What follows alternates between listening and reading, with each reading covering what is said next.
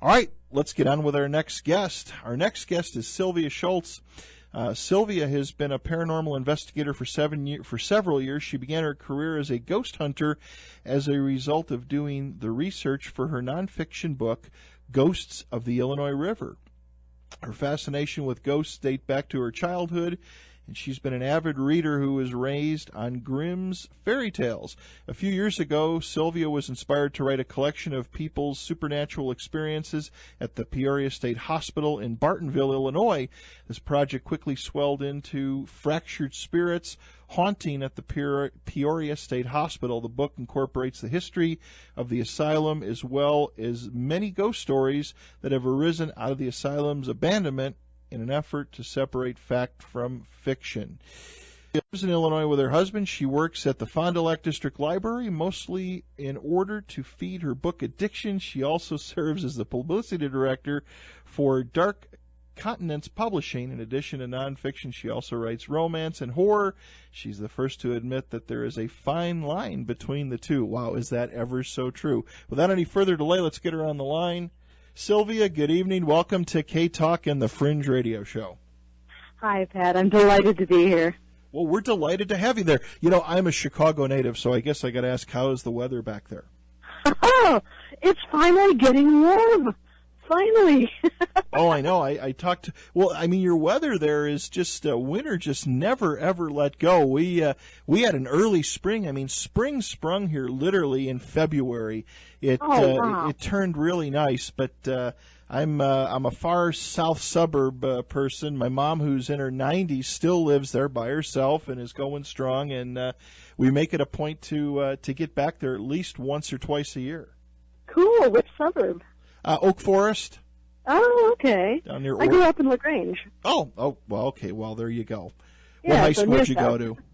Lyons Township. Okay, all right. Well, I went to Marist. I went to a Catholic high school over in okay. the city. But anyway, it's an honor to have you here tonight. And I gave just a little bit of your bio. Why don't you give our listeners, tell us how you got into doing all this stuff and writing the books? Well, like I said in the biography, I have always been a big reader, and I've always absolutely adored ghost stories. Your description of the show that you read at the beginning of the hour, cryptids, UFOs, conspiracy theories, ghosts, paranormal, everything. I would just devour any book on a subject like that. The mysterious was something that really interested me, as I know it does a lot of people. And I grew up, and lucky me, I get to do this every single day. I get to hear people's ghost stories. That's the best part of my job is going up to people and say, "Tell me your story. Tell me a good ghost story." Well, and there's so many of them. I mean, people have had so many experiences. I know, and people say, "Oh, I don't believe in ghosts," and now I listen to these people tell me what they've experienced, and I think, how can you not believe in ghosts? How can you not believe there's something out there? There's so many stories. There is. There are. Well, and it takes people like yourself that have the love of doing this kind of work. That take it and put it from the experience to the pen and paper and create the books. Oh yeah, I just absolutely love doing that. I love sharing these stories with people, because people are so interested in it, and it just really delights me to be able to share this with people. So what got you into paranormal investigating? What got you into it? Oh, well, your readers, your listeners might be surprised that I did not grow up in a haunted house. I did not grow up being able to see spirits or anything. I say I'm about as sensitive as a block of wood. The more I investigate, though, I'm told, the more sensitive I get. I'm still waiting to see that. Somebody could have followed me home from the asylum and be walking around behind me carrying their own severed head, and I wouldn't know. But I've just always really dug ghost stories, and the true stories are what really, really grabs me. And the idea of there being something more yes. after we pass away. And the idea especially of those who have gone before us communicating with those of us that are still here. That just gives me goosebumps just even thinking about it, and I'm so grateful to be able to experience that, and I'm grateful to be able to share those stories with people too. Well, you know, the one thing, as you mentioned, you said that you didn't have a paranormal experience, and you know, again, a lot of people that get into writing the books and stuff, you know, feel that they have psychic abilities and what have you. But sometimes I think, oh yeah, not me. sometimes I think that taking it from that perspective, Sylvia, is probably the best way. It's kind of like us, kind of like me especially. You know, I am not a skeptic, but I am skeptical. And I think that's what really produces a good piece of work when you write these books. Is you're the type of person saying, "Hey, look, you know, I haven't dealt with this my whole life. It's something that I've had a lot of interest in. I've experienced it, maybe through, and we'd like to get into that a little bit with the hospital and some of the other stuff. But I think that is probably one of the best places to come from is to kind of be be that rock, be that foundation, be solid, and just kind of tell it from the layperson's side. You know what I'm saying? Oh yeah, absolutely. My attitude is show me. Right. Tell me what happened, but show me.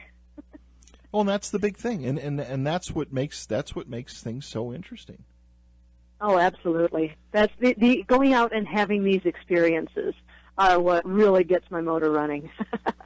So now you wrote one of the books is Ghosts of the Illinois River. Yeah. What is that? What does that book address? What does that cover? Well, a publisher actually got a hold of me, knew that I wrote horror fiction, and I still have no idea how he found me, but he called me up and said, I do a series of ghost story books, like Ghosts of the Erie Canal, Ghosts of the Fox River Valley, Ghosts of the I&M Canal, things like that. And he said, I want you to write a book called Ghosts of the Illinois River. I said, oh my gosh, that's perfect. Not only had I finally lucked into being able to write ghost stories of my own, I've loved ghost story books ever since I was a kid, and now I get to write one of my very own, which just thrilled me to the core. I live right next to the Illinois River. I live in Pekin, and that is one of the towns that is on the river. Right. If you drive down Court Street, you will end up driving into the river. So I was absolutely thrilled to bits to be able to write this book. So it basically follows the river geographically north to south, and some of the stories are historical, some were stories that were gifted to me, and some are from my own experience as an investigator, and that is how I got into actually going to these places and having these experiences, is by writing that book. So I will always be grateful for that opportunity that just started this whole thing off. Well, and in my former, when I lived back in Illinois, I used to be in the boat business. I used to work for a marina in Wilmington, Illinois, and I used to have a big Chris Craft. I used to have a large wooden Chris Craft boat, and I've gone from Wilmington to Peoria Lake a couple of times. And it's amazing to take that trip because there is so much rich history in there. You've got Starved Rock. You've got all these different little towns that are just so cool and quaint. People, if somebody wants to really experience something, jump on I-80, go from the state, from the border to the south side of the city, and get off at all these little towns. I mean, it's like stepping back into yesteryear, and all and the importance of the Illinois River system. Oh yeah, it's brilliant. There's so much other. So does it cover a lot of different happenings or areas, or what does it cover? Oh sure. Well, I started off at the north end of the river in I forget the name of the town. But one of the stories that really made a big impression on me when I was a little kid was the first story in the book isn't actually a ghost story, but I remember as a child reading about a case of spontaneous combustion. Ottawa, that was the name of the town. Yeah, spontaneous combustion, and that was where one of the most famous cases took place in the 1880s. Was this town of Ottawa, which happens to be one of the northernmost points on the Illinois River. Right. So I had to put that in. It's like this is a book that I've been wanting to write ever since I was a kid, and this is kind of an ode. My jumping off point was an ode to the weird stories that I had enjoyed so much as a kid. And then I just kind of followed the river down. There are quite a few stories that center on Pekin and Peoria and East Peoria because that's where I live. And then I just followed the river down past Beardstown and down close to Alton. It's a town called Grafton. There's a island in the middle of the river called Diamond Head Island that had something really, really just plain strange. This phantom, this fiery phantom that appeared on this island in the, I think it was 1870s. So yeah, just all sorts of weird, fun stories, and some of them, like I said, some of them were people's experience that they shared with me, and some of them are from the historical record. And the one of the neat things I found in Bartonville, just across us from the river, or just across the river from Pekin, is the story of this abandoned asylum, the Peoria State Hospital. Gotcha. Yeah. So I started. Did you do an investigation there? Well, I did. I didn't do much investigation for the hospital for Ghosts of the Illinois River. Mm-hmm. Some friends of mine and I went there one November evening, bitter, bitter cold. We went down to the basement of the Bowen building, which is the administration building, and I found out later on that that's not even the most active place. It was just the one that we were familiar with, and we had the opportunity to go in. And even then, that first time I was out there, I had experiences, and the spirits there came out to play. Wow. The neat thing was that, I went into Ghosts of the Illinois River and went through this story of the asylum,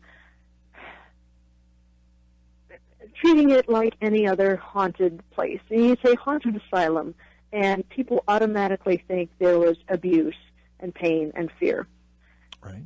When I came up with the idea of doing an entire book just on the asylum, I was so astounded to find that was not the case. This was one of the most progressive hospitals in the entire world for most of its history. Because you do, that's something that, and I don't know if that's just the genre of these places, but anytime, and some of the people, some of the researchers that go in these different places, they tend to get nothing but bad vibes, but I would assume that not all terrible things happen there. Exactly. These were supposed to be places where people could come for help. And I am just intensely grateful that, a 10-minute motorcycle ride away from my house, there is a place that devoted itself to the care of its patients. It was the finest mental health institution in the United States, and some say in the world. Now, how long was the hospital there? How long was it active? 1902 to 1973. Okay. 71 years, and it was considered absolutely. It was the finest mental health care facility. It was also the finest nurses' college for many of those years. So that's what. Now, is that what your latest book is based on? Yes. Okay. I realized very quickly on when I started working on Fractured Spirits that you can't understand the haunting at this particular asylum without knowing something about the history behind it, because this is an absolutely unique place. The hauntings here are, for the most part, they are not violent.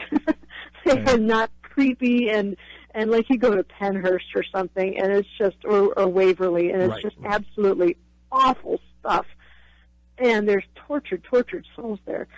But I realized very quickly that that was not the case. The spirits I was running into and the stories people were telling me were of spirits that were intelligent and playful and would interact with you. And it was, I wanted to find out why this was. I'm like, my gosh, this is a haunted mental asylum. Why aren't people just freaking out about this? People who know the history, why aren't they freaking out about this?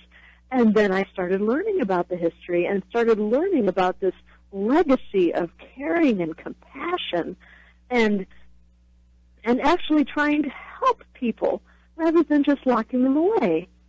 And it was brilliant. Well, because, I mean, that's why, you know, I think sometimes that when we think of asylum, a lot of people right away, the first tendency, Sylvia, is to go to the criminally insane. And I'm not saying that's not true, but not everybody that goes there is necessarily a criminal or an evil person or wants to do harm to somebody. Exactly. There were only 2 locked wards on this entire hilltop. There were 2 violent wards, one for men and one for women. Most of the patients that were there were not violent. Between the years of operation, 1902 to 1973, during those 71 years the hospital was open, there were only 7 murders. Wow. That is a lower rate than many small towns. Oh, exactly, without a doubt. The is the hospital, obviously, is it closed to the public? If you want to do an investigation, do you need to get permission? How does all that work? Well, there were 63 original buildings on the hilltop in Bartonville. Okay. 13 of those buildings are left. Most of those have been repurposed into other things. There's a country western dance bar that used to be the gymnasium. There are a couple of restaurants. There's a church that used to be one of the buildings of the asylum. Out of those 13 original buildings that still stand today, 2 of them are devoted to paranormal investigation. Those are the Bowen Building, the former administration building, and before that it was the nurses' classrooms and dormitory. And then there's the Pollock Hospital, which was the former tuberculosis ward. Gotcha. Is the hospital open for tours for the public? Oh, yes. Okay. Yes. Both of those buildings are open for tours. The Bowen Building, you can pretty much just show up, and they will take you on a tour. They're open pretty much every weekend, I do believe. The Pollock Hospital is extremely popular because what they do with their tours, this is so cool. There are 3 cemeteries on the hilltop, too, all within walking distance of the Pollock. Well, the Bowen, too. Gotcha. The Pollock tours start off in the cemeteries. They give you a cemetery tour. Then you go into the building and into the men's death ward, and you see a slideshow of the history of the asylum. Then you go down the hallway, and there are costumed interpreters that tell you stories from the asylum. And I happen to be one of those interpreters now, and I've got some fun stories for you on that. And then after that, only then do we go lights out and start investigating. So there's all sorts of fun information and fun stories, even before you start having your own experiences. The Pollock is a wonderful place. And those tours, last time I spoke with one of the volunteers there, they told me they are booked up through 2015. So a very popular place. Very popular place, yes. I'll put in this quick plug for Fractured Spirit. Sure. There is a Facebook fan page, and if your listeners go to Facebook, type in Fractured Spirit, that fan page is the first thing that's going to come up. Whenever there are tours or anything going on at the hospital, that's where I post it. So if people are interested in whom to contact for tours and what time the tours are going on, that's the place to find it. It's all there. I always have links to all the tours. Yeah. Now, I'd like to hear about some of the experiences and kind of your participation, but where can our listeners get your books at? Well, they're available on Amazon, of course, and any bookstore will order them for you. You can also order them through the publisher's website, which is darkcontinents.com. Gotcha. And the fun thing also about Fractured Spirits, while we're on the subject of the Facebook page, if you're reading through the book and you come across a little cartoon ghosty in the margins of the book, that's your cue that there's something extra on the Facebook page. So if I'm talking about an EVP that I've captured, you can actually go and listen to that EVP on the Facebook page as you're reading the book. Or a video that a ghost hunting group has captured. You can watch the video as you're reading the book. Gotcha. Very, very good. Interactive. So tell me how you actively participate in the group over there. I want to hear it. Okay. Well, in the mid-1960s, I'll tell you a story to explain my involvement in it. In the mid-1960s, in the dining hall, which has since been torn down, there's a kind of a complex with the kitchens, the dining area. That building has been demolished.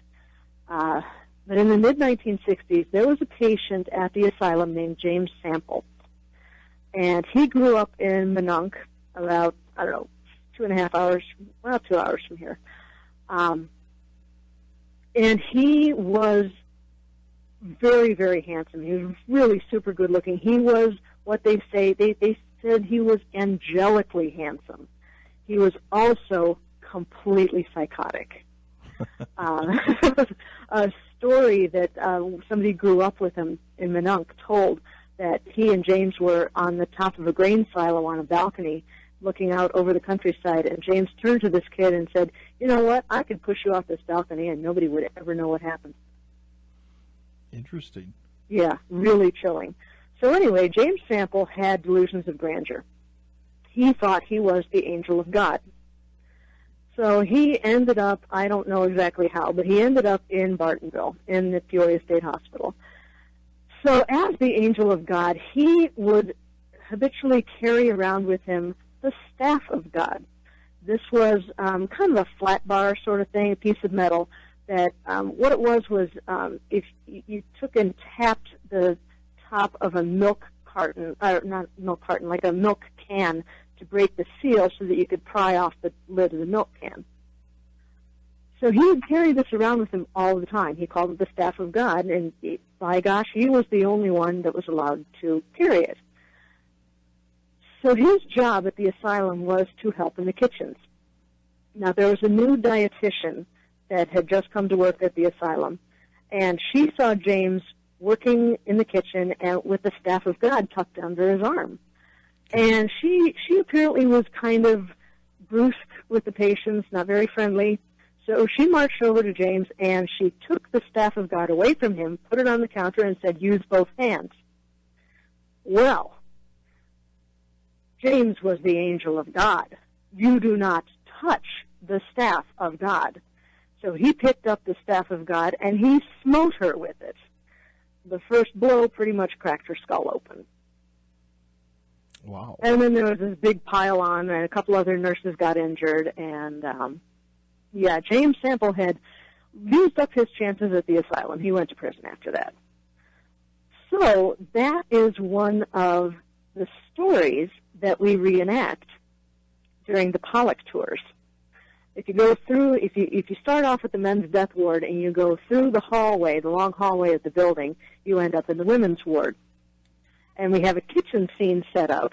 We have a narrator, and we have this tall, good-looking high school kid that plays James Sample, and you have me. I play the dietitian.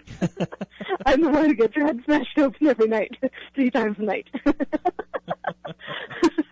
What happens is there's a door set up, and I take it away, put it on the counter, I say, "Use both hands," and I exit through the door. And then James gets all bent out of shape and comes after me, and I'll ruin it for you guys.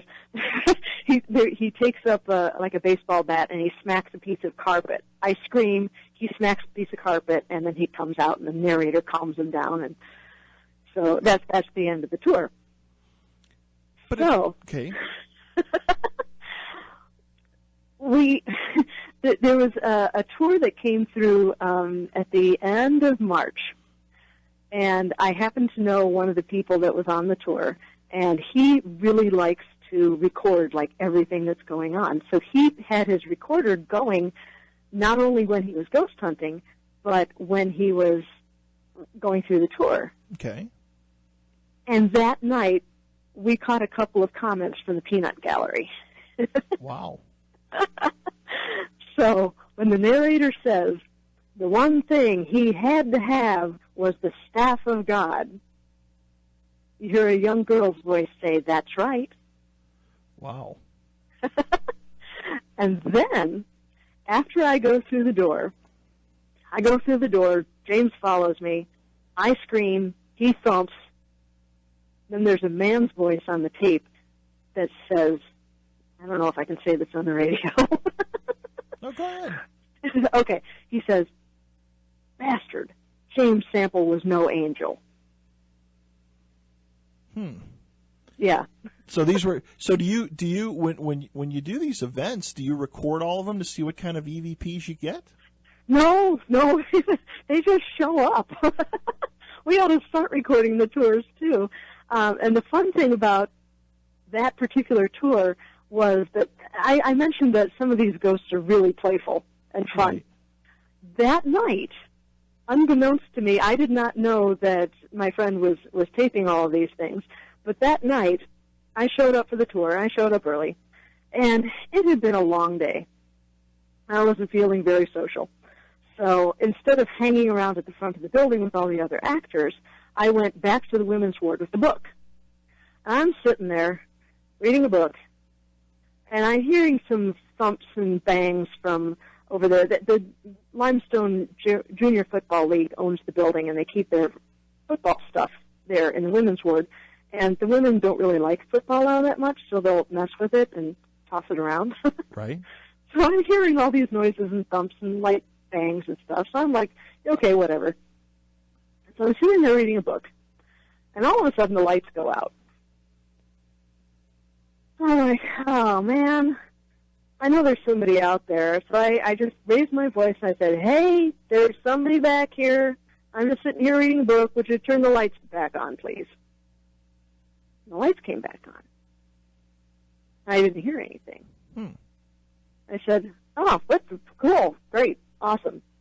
All right, everybody, welcome back to the Fringe Radio Show. Tonight, our guest for Hour 2 is Sylvia Shults. Sylvia, it's an honor to have you here. Thank you so much, and go ahead and pick up with your story before we took a break.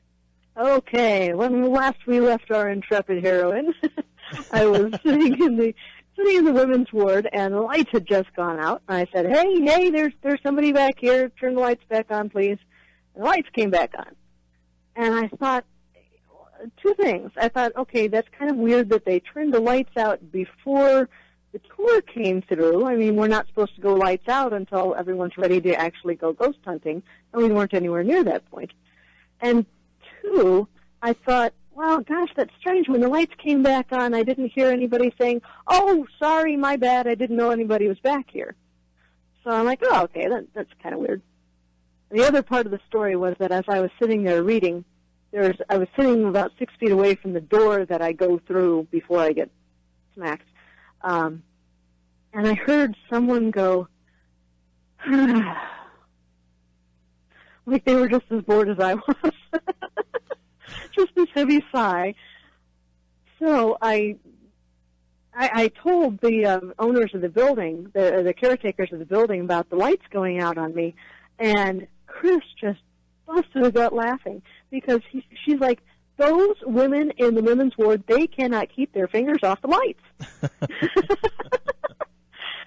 She said, we will lock up the entire building, make sure all the lights are off, and we'll leave, and we'll look back to make sure everything's secure. The lights in the women's ward will be on. And you can't just go to the women's ward. You can't just go to that end of the building. You have to go in the front door and go all the way down the hallway and turn the lights off in the ward, and then come all the way back on this dark hallway and be done with it then. So, yeah, so somebody was messing with me. Very interesting. Do you know, when you guys, I mean, that's kind of a fun thing to do is being part of the paranormal side of it, if you will. Does it with kind of the play, whatever you want to call it, the role playing, Does that, that obviously people that show up there have a lot of interest in that, but that's got to kind of put a little bit of humor into it and kind of show the light side of it than so much of the serious stuff we see on all these reality shows. Absolutely, absolutely. I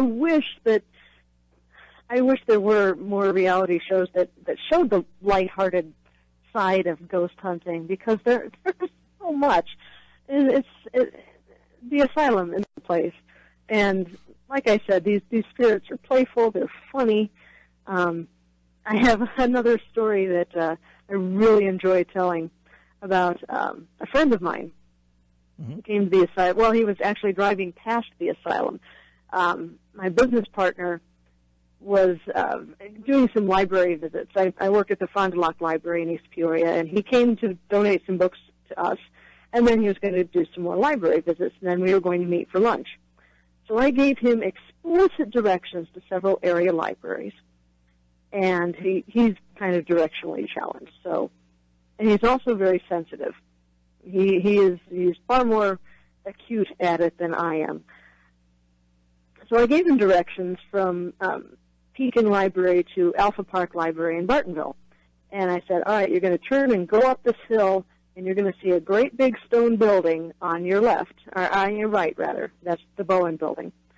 I said, put your guards up as you're driving past. I'm not kidding about this. So he knew he was driving past the asylum. Mm-hmm. So I get this text from him about halfway through the morning, and he goes, was there a tuberculosis ward at this asylum you keep telling me that you're writing the book about? I go, yeah, it was called the Pollock Hospital. And he texts back, okay, that's what I thought. I picked up a hitchhiker. Wow. So when we met for lunch, he told me the entire story. So he's driving up the hill, and he's driving this pickup truck, and he becomes aware that there's somebody sitting in the passenger seat of the pickup truck. And it's like, oh, okay, this is interesting. So he goes, hello, my name's David. What's your name? And the spirit goes, I'm George. He goes, oh, okay, George. Well, what's going on? What's the matter? George says, well, I have TB. He says, oh, okay. When did you die? And George didn't answer. Mm-hmm. Maybe he didn't feel like talking about it. I don't know. But David said, okay, you're not planning on coming home with me or anything, are you? And George said, no, this is my home. This is where I belong. And David said, oh, okay, that's fine. So what are you doing in my truck? And George says, well, I don't get out much. Wow. And was this an apparition? Yeah. David, he describes it as kind of when you're going between radio stations and you hear a little bit of static and everything, and then you tune into the actual station. That's what it's like for him.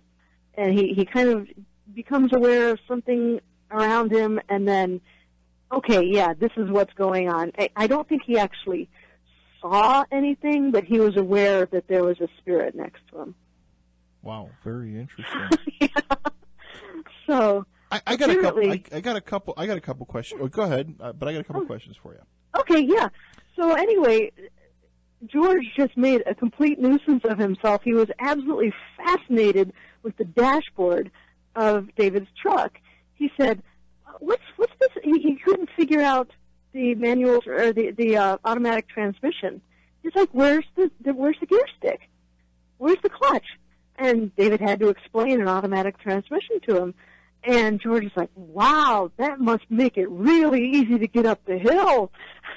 David said, well, yeah, it does, actually. That's pretty good. So they went to the library, and George kept playing with the computers and, investigating those. And David said he felt kind of weird trying to look over his shoulder to make sure that George wasn't messing with the computers too much. Then he got back into his truck, and George got back into the truck with him. He went down the hill. And at the bottom of the hill, George said, well, thanks for putting up with me, and vanished. Wow.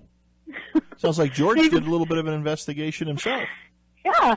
David said that was the most pleasant, well-behaved spirit I have ever encountered. Wow. Very interesting. Yeah. Are you part, Sylvia? Are you part of a paranormal group that does investigations a lot, or you kind of just do it on your own?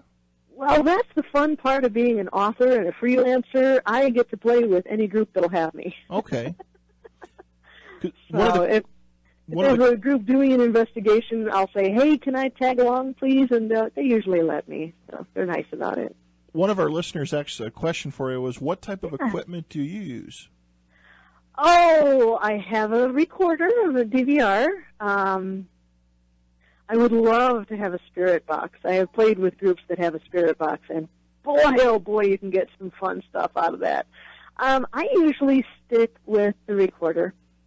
Everybody else has so many toys that I let them carry all the stuff and set it up and tear it down. I just rely on my recorder and whatever is going on around me. Kind of use what's ever there. Yeah, yeah. Now, you mentioned at the beginning of the show about the spontaneous combustion thing. Yeah. You want in Ottawa. I got to hear about this a little bit more. Oh, well, let me see if I can remember the details. I'm not going to be able to give you names and exact names. Sure. I don't have it in front of me. But it was Christmas Eve in the late 1880s, and there was there was an older couple, kind of mid-50s, late 50s, early 60s, I guess, and they lived in the house, and there was a handyman who lived in the house, too. He boarded upstairs in an upstairs bedroom. And they had their Christmas Eve celebration. They were drinking whiskey. And the handyman was like, well, I got to get up in the morning. I'm going to go to bed. So he went to bed. And in the middle of the night, he woke up with his throat all scratchy. And he's, oh, man, what in the world is going on? But he finally managed to get back to sleep. So in the morning, he gets up and goes down to investigate, wondering what that smell was when the reason for his scratchy throat in the middle of the night. So he gets up and he goes to his employer's bedroom, and the guy, the man of the couple, was dead from smoke inhalation. Wow. I'm like, oh, wow, okay, that's kind of weird. And the woman, who apparently was kind of heavy-set, was nowhere to be found. And he's like, all right, this is just weird. So he goes to town, he takes a horse, and he goes into town, and he gets the sheriff, and he brings the sheriff back. And during the investigation of, what in the world could have happened, they basically find this ashy, greasy spot on the bedroom floor with, like, a leg sticking out of it. Oh, wow. And they're like, holy cats, this woman just spontaneously combusted. That was the only explanation they could come up with. And the soot from this combustion, well, it killed her husband, and it left kind of this fatty soot all over the walls and the doorknob. When the handyman went to open the door, his fingers kind of slipped on the doorknob because it was black, greasy soot because of the fatty tissues that had combusted, that had burned.